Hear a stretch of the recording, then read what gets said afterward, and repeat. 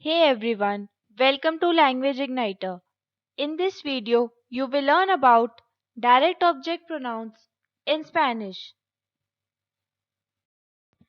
Direct object pronouns are used in place of nouns in order to avoid their repetition. They are the ones on which action falls.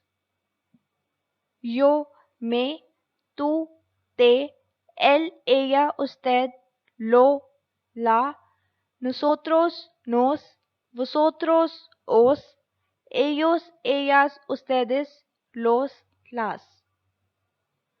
Now, let's look at some examples to understand it better. Juan miro a Luisa. Juan la miro.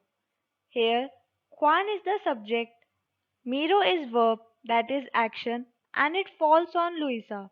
So, she is direct object. Linda ayudó a María y Fernanda. Linda las ayudó.